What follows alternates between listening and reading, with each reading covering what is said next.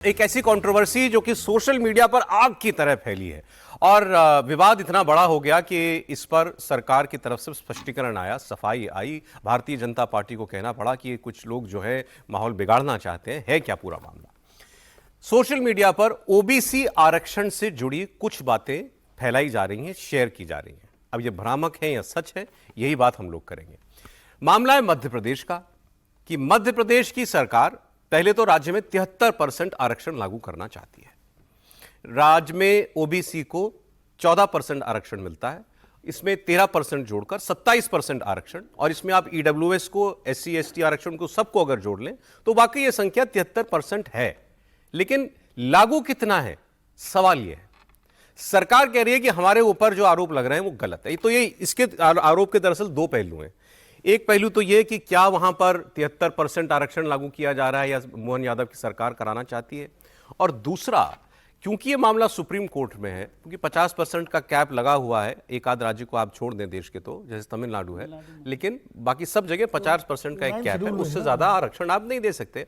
और ये हमारे राज्य में सरकारें पब्लिक प्रेशर में जहां कहीं कोई समाज मांग करता है तो अपने लिए कानून तो बना देती हैं, उन लोगों को बहलाने के लिए कानून बना देती हैं, लेकिन वो सब जानते हैं कि अदालत से ये पास नहीं हो सकता। इसको लागू कराने का एकमात्र तरीका होता है केंद्र सरकार संविधान संशोधन करे, वो नहीं हुआ है। तो फिर बार बार ये मामले अदालतों में जाते हैं। ऐसे ही मध्य प्रदेश का मामला भी किया। ये काम ये शुरू किसने किया था? ये 2018 में जब कांग्रेस पार्टी की सरकार बनी, कमलनाथ चीफ मिनिस्टर बने, पहले उन्होंने एक ऑर्डिनेंस ला करके ओबीसी आरक्षण को 13 से 27% कर दिया। फिर बाद में उन्होंने उस पर एक कानून भी बना दिया। मामला हाई कोर्ट में गया, उनकी सरकार गिर गई, बीजेपी की सरकार आ गई, शिवराज सिंह चौहान मुख्यमंत्री बन गए। शिवराज सिंह चौहान जितने भी समय मुख्यमंत्री रहे, उस पूरे दरमियान इस पर सरकार ने कोई काम नहीं किया। फिर मोहन यादव मुख्यमंत्री बने।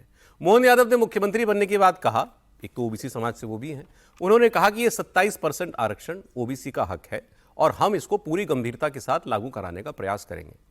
सुप्रीम कोर्ट में लेकिन जो इस मामले पर ज्यादा विवाद हुआ है, सुप्रीम कोर्ट में जितने डॉक्यूमेंट्स सरकार की तरफ से दिए गए, जो हलफनामे दिए गए, उसमें 1983 के रामजी महाजन कमीशन की रिपोर्ट भी लागू साथ में संलग्न है।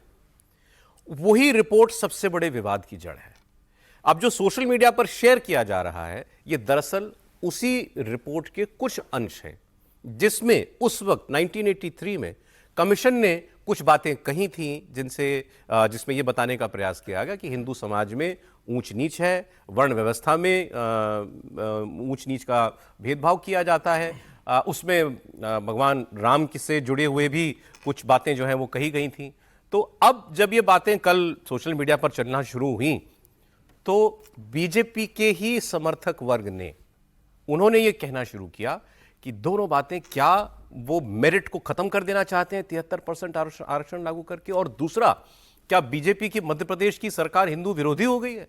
वो ऐसा हलफनामा कोर्ट के अंदर कैसे दे सकती है जिसमें प्रभु राम के ऊपर कोई एडवर्स टिप्पणी हो या हिंदू समाज के ऊपर कोई खराब बात की जा रही हो? जैसे ही ये बातें बढ़ना शुरू हुई, मध्य प्रदेश शासन की तरफ से इस पर सफाई दी गई और उन्होंने अपनी सफाई में ये कहा, और यही पॉइंट ऑफ डिस्कशन है कि सफाई कितनी उचित है, कितनी गले उतरती है और कितनी कमजोर है। उन्होंने कहा कि इस कमीशन की रिपोर्ट से हमारा कोई लेना देना नहीं है। हमने ये खास इस कमीशन की रिपोर्ट लगा करके अदालत में दी हो अपना पक्ष मजबूत करने के लिए, ऐसा भी नहीं है। उन्होंने कहा यह मामला हाईकोर्ट में गया हुआ था, कांग्रेस की सरकार ने ये इस कमीशन की रिपोर्ट को लगाया था अपने पक्ष में, और चूंकि ये डॉक्यूमेंट चले जा रहे हैं, ऐसे ही ये पूरा का पूरा मामला, आप समझ लीजिए एक फाइल है, फाइल में एक पन्ना ये भी लगा हुआ है, वो फाइल उठ करके हाई कोर्ट से सुप्रीम कोर्ट चली गई है। इसमें हमने कुछ नहीं किया। लेकिन फिर उनसे ये सवाल पूछा जा रहा है कि अगर आप उस कमीशन की रिपोर्ट से सहमत नहीं है तो आपने उसको वापस क्यों नहीं लिया? या अब आप ये कह सकते हैं कि हम अपने आप को उससे अलग करते हैं, आप अदालत में जाकर के एक दूसरा हलफनामा दे सकते हैं, उसमें इस बात का जिक्र कर सकते हैं। ये दबाव सरकार के ऊपर बनाया जा रहा है। तो मैं दोनों ही बातों का जिक्र करते हुए पहले त्रिपाठी जी से पूछ लें, बताइए क्या मेरिट के खिलाफ 73% आरक्षण लागू करना चाहती है मोहन यादव सरकार, पॉइंट नंबर 1, और क्या हिंदू विरोधी हलफनामा इस सरकार ने दिया?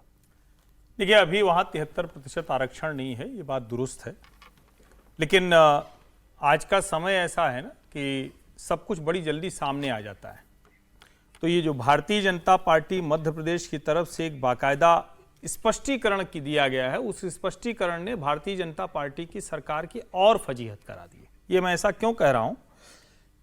एक्स पर एक फीचर होता है जो रीडर्स जो है उसमें वो कॉन्टेक्स्ट ऐड करते हैं, वो ऐड करते हैं।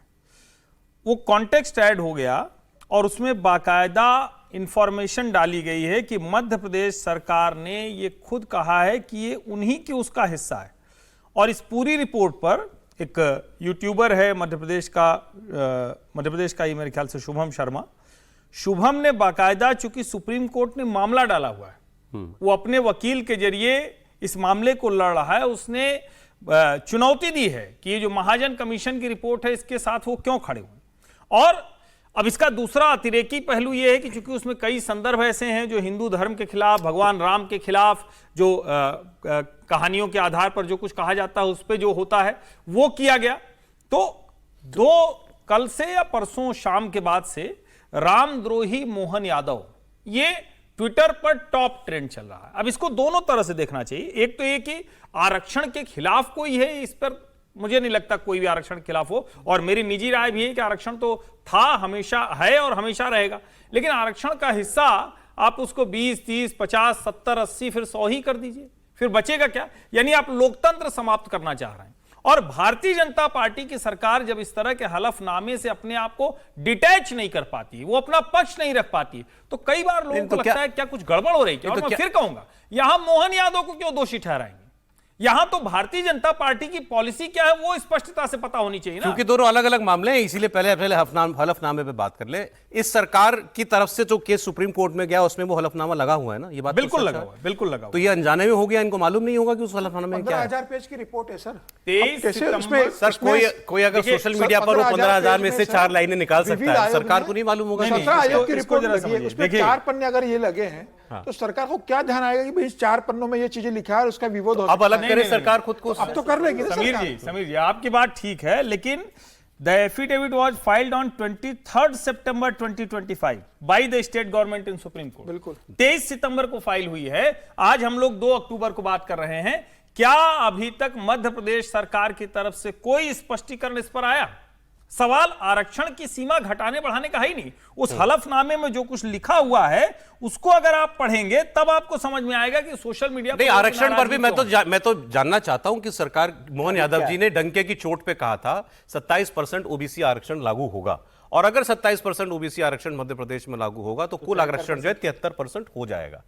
ये बात अलग है कि वो जानते होंगे कि ये कोर्ट होने नहीं देगा, लेकिन उनको ओबीसी को भी खुश रखना है। सरकार ये भी तो करी कि महाजन आयोग ने 35% आरक्षण की अनुशंसा की थी, लेकिन सरकार ने उसे नहीं माना।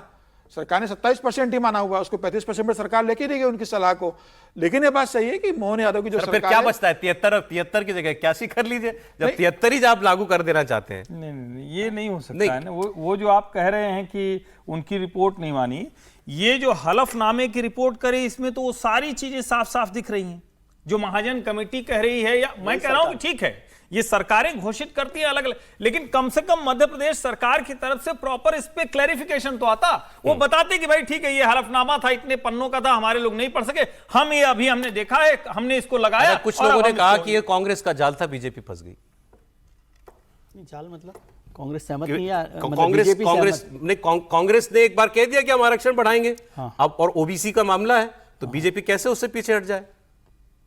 मतलब आप ये कह रहे हैं कि बीजेपी सहमत नहीं है आरक्षण बढ़ाने से? मैं तो कह रहा हूं कि ये बीजेपी जानती है कि आरक्षण बढ़ नहीं सकता, नहीं तो सेंटर से बढ़वा दे, क्या दिक्कत है? हाँ, तो मैं यही कह रहा हूं कि यही तो बीजेपी के लिए संकट होता है हमेशा, दुविधा, कि वो आरक्षण के साथ भी खड़ा रहना चाहती है, आरक्षण के साथ भी नहीं होती है, खिलाफ होती है।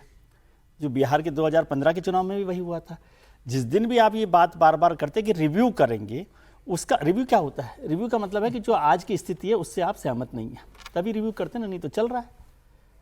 ये बात है। तो अब या तो मोहन यादव जी और भारतीय जनता पार्टी, में इस बात से ज़्यादा सहमत हूँ कि भारतीय जनता पार्टी नीति के तौर पर सहमत, मतलब ये साफ करे कि वो 27% ओबीसी को आरक्षण देना चाहती है कि नहीं देना चाहती है। सर बिहार चुनाव के पहले वो भी सरकार क्लियर नहीं कर सकती। बिहार चुनाव है, झारखंड चुनाव है, कुछ बोलेगी बिहार पे बवाल मचेगा। अपनी बात बता रहा हूँ, बीजेपी बिहार की बात करेगी कि नहीं करेगी, वो तो बहुत चुनाव हो गए।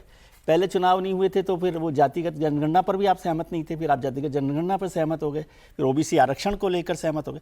और मतलब आपको लगेगा अजीब बात, लेकिन ओबीसी के 27% आरक्षण पर सवाल हो रहा है। 10% जब आरक्षण आपने ईडब्ल्यूएस को दिया तो किस आधार पर दिया था? 50% तभी क्रॉस हो गया था, तभी 50% क्रॉस हो गया था। 60% जब हो रहा है, 50% तो तब क्रॉस हो गया था ना। और उसका तो कोई आधार ही नहीं है, कोई सर्वे नहीं है, कोई स्टडी नहीं है कि कैसे होगा, किन को दिया जाएगा, क्या नहीं होगा। 10% ईडब्ल्यूएस को आपने केवल उस जो लोग आरक्षण, मैं उसको आरक्षण विरोधी फैसले के तौर पर देखता हूं वैसे, क्योंकि आरक्षण हमने सामाजिक आधार पर दिया। ठीक है, संविधान जो है सामाजिक आधार पर आरक्षण की बात करते हैं, आपने आर्थिक आधार पर आरक्षण दिया, तो ये पहला कदम था आरक्षण के खिलाफ होने का। और उस समय आपने कोई स्टडी किए बिना 10% दे दिया। अब ओबीसी को जब आरक्षण देना है तो आप इस पर इफ एंड बट्स कर रहे हैं कि हमें 73 पे जाना है, जाइए ना सुप्रीम कोर्ट में और कह दीजिए कि हम तो इसी पर रहेंगे, आपको जो करना है कर लीजिए, या कह दीजिए कि हम गलती से ये कर दिया।